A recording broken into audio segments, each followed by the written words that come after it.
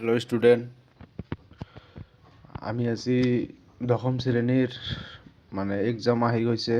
ইয়াৰ কাৰণে বৰগীত নামৰ চেপ্টাৰৰ পৰা কিমানখিনি আমাৰ ইম্পৰ্টেণ্ট কুৱেশ্যন এনচাৰ আছে সেইবিলাক আমি আজি দিম আৰু তোমালোকে এইবিলাক পঢ়িলে 99.9% আহিবই এক্সামত। তো বৰগীত নামৰ চেপ্টাৰখন প্ৰথমত আছে, এইটো হলো বৰগীত। এক নম্বৰৰ বৰগীতৰ কবি হল শ্ৰী শ্ৰী মাধৱদেৱ। এইটো বহুত ইম্পৰ্টেণ্ট হয়।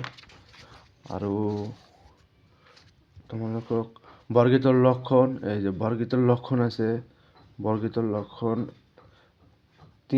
দুটা আহে, 5টা পঢ়িলে ভাল। এইখিনি পঢ়িলে হৈ যাব, ইজি আছে। তো আমাৰ এইটো ইম্পৰ্টেণ্ট হয়। আমাৰ মাধৱদেৱৰ সাহিত্যৰ জীৱনৰ কীৰ্তি স্তম্ভটো কি, এইটো বহুত ইম্পৰ্টেণ্ট হয়। এইটো হ'ল নামঘোষা। এইটো বহুত ইম্পৰ্টেণ্ট হয় আৰু এইটো আহেই। আৰু আন ৰচনাৱলীবিলাক আহে, নাট, ঝুমুৰা, পিম্পৰা, গুচোৱা। এই 5টা পঢ়িলে ভাল। শৰ্ট কুৱেশ্যনৰ কাৰণে এই চেপ্টাৰৰ পৰা 1ৰ পৰা 2 মাৰ্ক শৰ্ট কুৱেশ্যন থাকে। তো সন্মুখত একো নাই। আৰু ইম্পৰ্টেণ্ট এটা আছে যি এইবিলাক আহে, মহুপাশ মানে শব্দ অৰ্থবিলাক। মহুপাশ মানে কি? মায়াৰ বন্ধন, যাহাকু যিজনক যাক, এইবিলাক ইম্পৰ্টেণ্ট হয়। এই যি সন্মুখত আছে, চোৰ মানে ছিঙি দিয়া, ত্যাগ কৰা, এইবিলাক ইম্পৰ্টেণ্ট হয়। নিগম শাস্ত্ৰ, এইটো ইম্পৰ্টেণ্ট হয়। আৰু আমাৰ এইবিলাকত ইম্পৰ্টেণ্ট শৰ্ট কুৱেশ্যনবিলাকতো পঢ়িলেই হৈ যাব। শৰ্ট কুৱেশ্যনটো লাগিবই। এইবিলাকৰ পৰা মহুপাশ মানে কি, আৰু 2 নম্বৰটোও পঢ়িব লাগে, বৰগীতৰ মূল ভাৱ। এইটো পঢ়িলে কি হয়, 4 মাৰ্ক, যিটো 4 নম্বৰ ব্যাখ্যা কৰা, তাৰপিছত 5 নম্বৰ, এইবিলাক এই মূল ভাৱটো ভালকৈ পঢ়িলে হৈ যায়।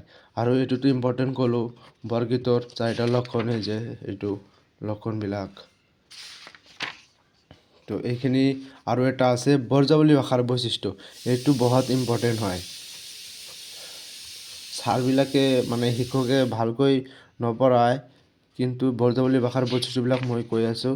ব্ৰজাৱলী ভাষা ইয়াৰ পৰা পঢ়িব আপোনালোকে। ব্ৰজাৱলী ভাষা এক কৃত্ৰিম উপভাষা। এইটো হ'ল 1 নম্বৰ। 2 নম্বৰ, এই ভাষা কোনো ঠাইৰে কথিত ভাষা নহয়, কোনো জেগাৰ কথিত ভাষা নহয়। এইটো 2 নম্বৰ। এইবিলাক 2টা বৈশিষ্ট্য হৈ গ'ল। আৰু এটা বৈশিষ্ট্য, ব্ৰজাৱলী ভাষাৰ মূল ভেটি হৈছে মৈথিলী। এইটো 3 নম্বৰ।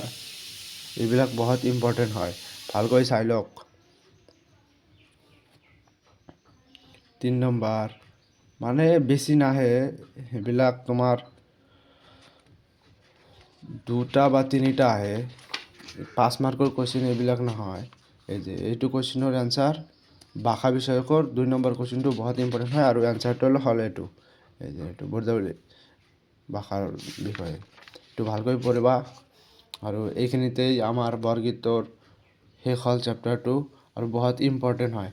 যদি নোট লাগে তো কমেণ্ট কৰা, মই তোমালোকক নাম্বাৰটো দি দিম কমেণ্টত, পিন কমেণ্ট কৰি।